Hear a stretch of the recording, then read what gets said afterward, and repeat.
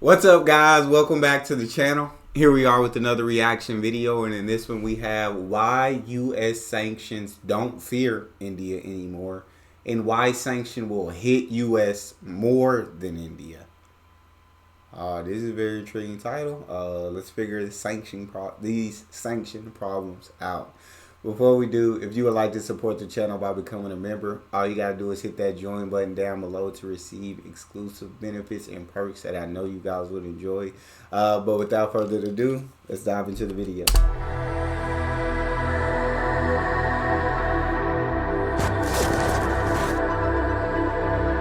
The US throws its weight around by using sanctions as a diplomatic tool to force countries to comply with international law and achieve specific foreign policy goals. True. These measures aren't just about flexing muscle. They're like saying, play by the rules or prepare yourself for the consequences. Yeah. What exactly do these sanctions entail? Well, they include seizing property, trade restrictions, visa restrictions, arms embargoes, travel bans, etc. The US using sanction as a weapon for some times now. In 1917, during the World War I, the US imposed an embargo on exports of certain goods to Japan, including war materials such as steel and iron. This move was aimed at conserving resources for the war effort and maintaining strict neutrality. While the impact of these sanctions on Japan was limited, but they contributed to growing tensions between the two countries. However, the sanctions imposed on Japan in 1940-41 were far more consequential. These included freezing Japanese assets in the United States, slapping restrictions on exports of oil and scrap metal to Japan, and putting embargoes on strategic goods. While the US did not anticipate or desire war with Japan, the sanctions were part of a broader strategy to contain Japanese aggression and protect US interests in the Pacific. But this led to the attack on Pearl Harbor in 1941, which was a direct response to the oil sanctions on Japan. Ultimately, these sanctions played a significant role in precipitating the US entry into World War II. I literally didn't know it was these sanctions that led to an attack on Pearl Harbor. I didn't know about the U.S. sanctions on Japan. I didn't know why Japan had attacked Pearl Harbor. I thought just because they were part of the, well, no, because they weren't a part of that. I just thought they were a part of the Allied powers. And so, I guess I didn't truly know why they attacked the U.S. But these sanctions, it makes sense on why they would attack the U.S. If the U.S., it seems like these sanctions were going to make life hard on Japan, and I guess this was Japan's way of fighting back. Unfortunately, lives were lost, and that literally breaks my heart that human life was lost. And the U.S. answered with a 10 times stronger message, and again, unfortunately, human lives were lost. But I didn't know about these sanctions, and I do think the U.S. definitely does use these sanctions to kind of throw their weight around and kind of keep things where they're in control. And it's like, I'm the person in control, and you're gonna play by my rules. And so that is, I do think the U.S. uses sanctions in that form and fashion. So let's continue the video. So how does the US use sanctions to control smaller countries in present days? Nowadays, the US utilizes sanctions, or the threat of sanctions, to exert control over other countries. Since the US dollar serves as the primary currency for global trade, many countries use it for international transactions and as a reserve currency. Smaller countries, which have limited financial resources and rely heavily on international trade and finance, can suffer greatly from sanctions. As a result, they have to comply with US demands to avoid facing repercussions.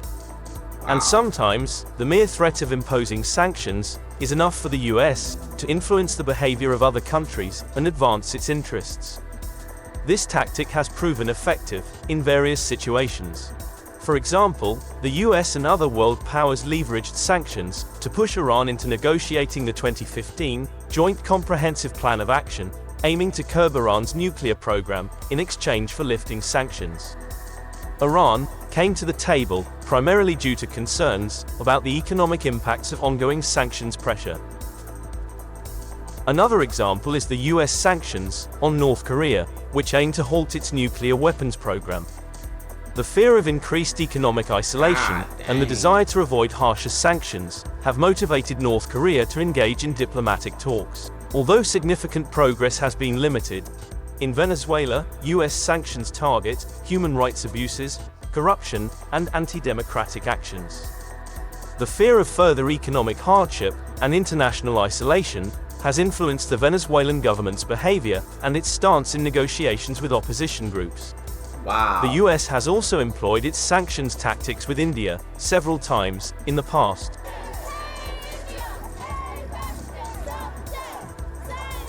Despite this, US-India relations are currently stronger than ever. Yeah. However, the US occasionally uses the threat of sanctions as a strategic tool.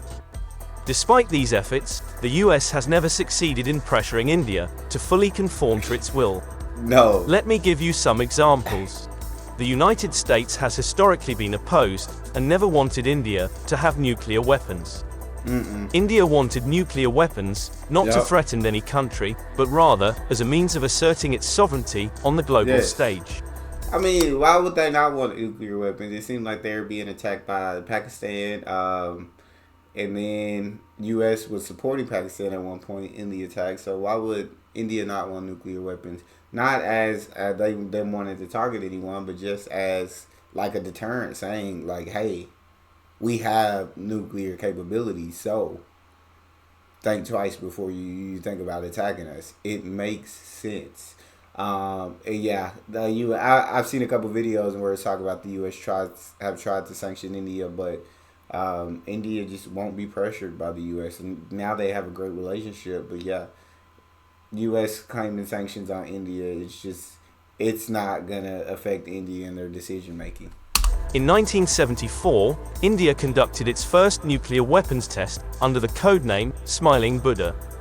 Despite this milestone, India still found itself not quite on par with established nuclear states. Over the next 2 decades, successive Indian prime ministers attempted to advance nuclear research efforts. However, the specter of American surveillance satellites and the looming threat of sanctions proved to be significant obstacles. Despite these challenges, the fear of sanctions did not deter India from pursuing its nuclear ambitions. In 1998, India made a bold move by conducting a series of nuclear tests, declaring itself a full-fledged nuclear state.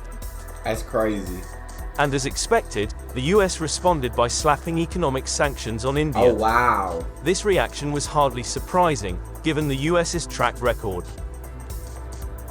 What some Europeans and the Japanese did is irrelevant, as they typically follow the US's lead and would likely lift their sanctions as soon as Washington does.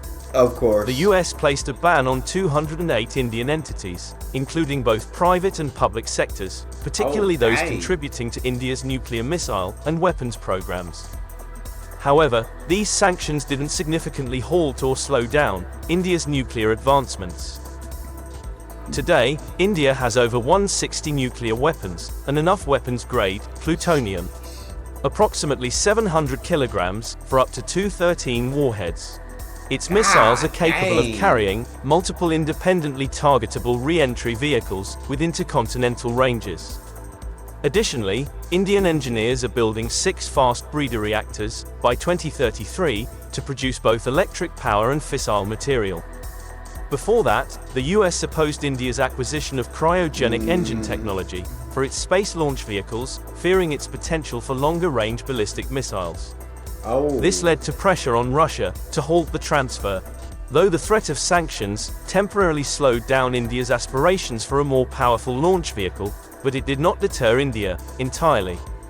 In fact, India has since developed and successfully launched moon missions using its indigenous cryogenic launch vehicles. In 2019, yeah, so India's gonna do what's best for India. Yeah, you could threaten them with sanctions, and you could even, it seems like the U.S. executed these sanctions, but that didn't stop India in their pursuit of wanting to become a country that has nuclear capabilities, and they did that. And I don't blame them for doing that. And who would? It'd be hypocritical to say that they shouldn't be able to have nuclear capabilities in order to protect themselves. And then let's say Europe and everyone just kind of follows in the U.S.'s lead. So when Washington lifts that sanction, everybody else will lift their sanctions as well, even though it really didn't affect India much from what it sounds like. But yeah, and then I guess it seems like, to me, in watching these videos, it seems like the U.S. has tried to stop India from becoming the power that they are now, from reaching the growth that they have now. And now that they have this power and growth, the U.S. is more so wanting to form a relationship and a close partnership or bond with India. But at the same time, the U.S. still doesn't want India to reach superpower status, it seems like. The US imposed sanctions on countries importing oil from Iran, aiming to pressure Iran over its nuclear program. India, which relied on Iranian oil imports, initially complied with the sanctions, but later resumed limited imports from Iran. Despite US pressure, India sought waivers and alternative arrangements to maintain its energy security, highlighting its willingness to prioritize its national interests over US sanctions. That makes sense. In 2018, India signed a deal with Russia to purchase the S-400 missile defense system, despite the threat of US sanctions, under the Countering America's Adversaries Through Sanctions Act. While the US expressed concerns about the deal and the potential for sanctions, India proceeded with the purchase, citing its national security interests and long-standing defense ties with Russia. And the funny thing is, US sanctions Turkey over purchase of Russian S-400 missile system. The Chabahar port project in Iran is indeed another significant example where US sanctions have not deterred India from pursuing its strategic interests. And recently, the United States issued a warning to anyone considering business deals with Iran without specifically mentioning India. This warning came just hours after India and Iran signed the Chabahar port agreement. India's participation in the development of the Chabahar port serves its strategic goals of improving connectivity and trade with Afghanistan and Central Asia, bypassing Pakistan. Despite US sanctions on Iran, India has persisted in its involvement with the Chabahar project, seeing it as vital for regional stability and its own economic interests. In short, the US pressure has had limited effect on India. But what is the reason behind it? The thing is, it's not... Yeah, I think India is just, no matter what, at the end of the day, they're going to put their nation's interest above the threat of sanctions by the U.S., which they should. Each nation should put their nation's interest above everything else. And I think India is capable of taking the U.S. sanctions, and so that's why they don't really fear it as much. Whereas when he was talking about smaller countries in the beginning, U.S. sanctions could do a lot of damage to them and could really hurt them. And so they have to play along with the U.S. They have to do what the U.S. says because they don't have the capabilities that India has. And so it makes sense that India doesn't fear it because it doesn't affect them as much. Because the US has any particular affection towards India. It rarely does with any country. And the closest relationship it comes to is with Israel, often considered the most special bilateral relationship. However, back in March, the United Nations Security Council finally passed a resolution calling for an immediate ceasefire in Gaza. The United States, which had been the only remaining hurdle to such a call, decided not to strike down the resolution. The vote came as a shock to Israel, which saw its decades-old ally US abstain rather than veto the move, as it has consistently done over the years, in its diplomatic backing of Israel. Biden even said, while the US would continue to provide defensive weapons to Israel, specifically mentioning the Iron Dome air defense system. However, he also warned that, if Israel were to start a major ground invasion of Rafah, the US would stop other shipments of weapons to Israel. Oh wow. And France is another country, which is considered as a close ally of the US, that goes back 250 years. But what AUKUS did to France was brutal. France even said it had been betrayed by the US, after being pushed out of a multi-billion-dollar deal to supply submarines to Australia.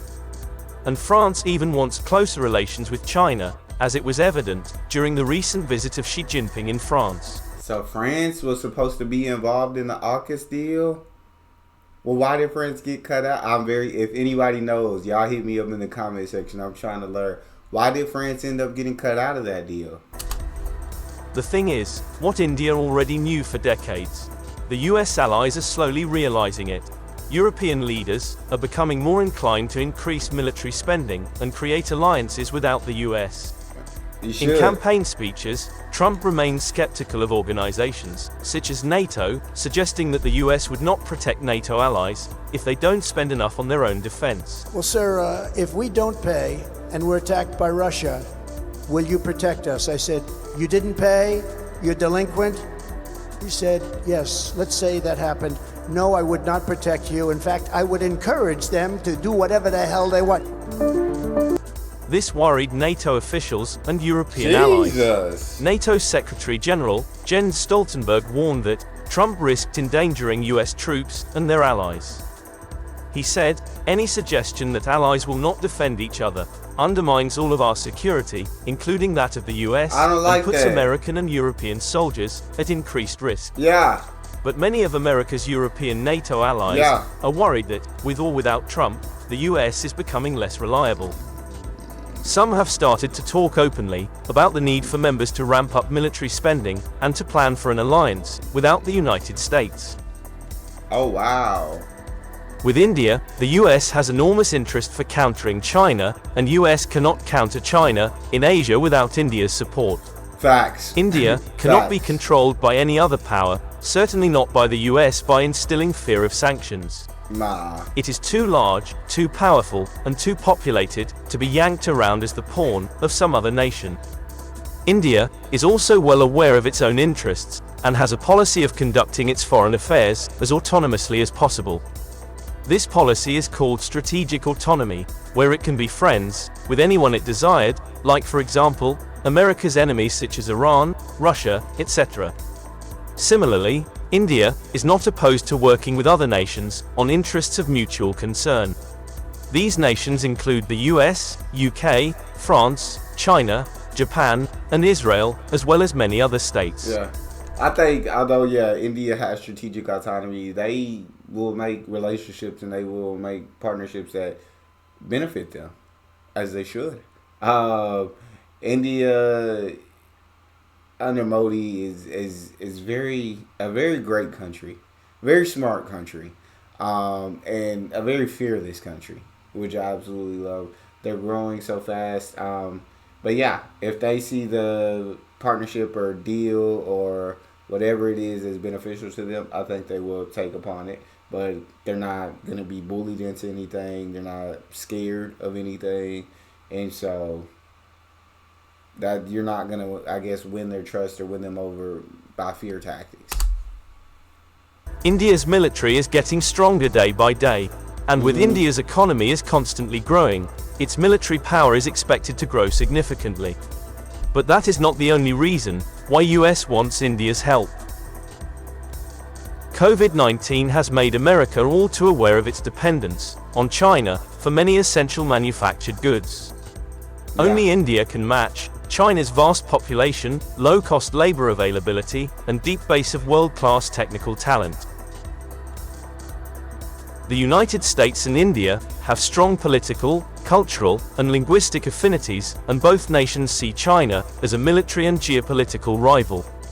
While American and Indian interests are not always aligned, the potential synergies, including moving manufacturing from China to India, are real. India-US ties also represent a big Indian market that America would love to have a piece of. They are even selling their advanced fighter jet engines to India with 80% transfer of technology, which is actually impressive. And it's not that India is just now starting to counter China. Even when the West was busy cozying up to Beijing, New Delhi was challenging China on multiple fronts. For example, India was the first major nation to openly criticize Xi Jinping's Belt and Road Initiative as a predatory infrastructure project. This critique has become part of the global consensus on BRI. India is now arming China's neighbors with state-of-the-art weapons, which not only enhances the buyer's military capabilities, allowing them to better defend themselves or potentially engage in offensive operations, but also signifies a certain level of political cooperation or alignment between the countries. It indicates trust and collaboration in military and strategic matters. Many countries in Southeast Asia are now potential buyers of Indian weapons, potentially altering the balance of power in the region. Just like the US did with Pakistan to counter India and is still doing. Can India counter China alone? India cannot do it alone. It needs the help of the US and India's Western partners. The only way to counter China is by growing economically, and to do that, India needs a robust manufacturing infrastructure. This was ignored by previous governments in India, but thankfully, this is not the case now.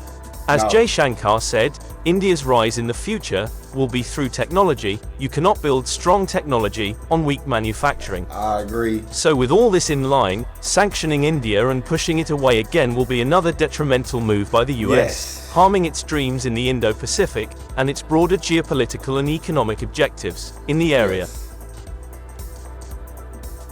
Yeah, sanctioning India just wouldn't be smart. Because I feel like India is, you know what I'm saying, both of you kind of see China as that immediate threat. So being able to supply India with any weaponry or anything like that, even though they have their own, their economy's growing, their military's growing. But the U.S., by supplying India with anything that they can, they're also going against China because India and China have those tensions in their relationships. So it wouldn't make sense to sanction India, to hurt that partnership.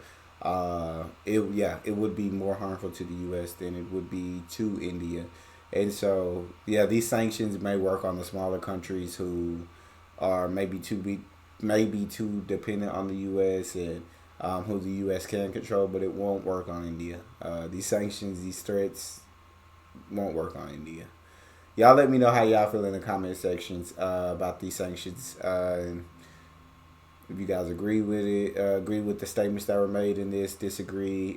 I saw a couple comments why India doesn't trust the U.S. It was a video similar to that, under that, where it was like India would never trust the U.S. And is the U.S. reliability going downward? Are other countries starting to notice this? And are other countries whispering about forming organizations outside of the U.S.? That's all we have for this one. If you enjoyed, please don't forget to subscribe, get a video a thumbs up, and I'll see you guys next time.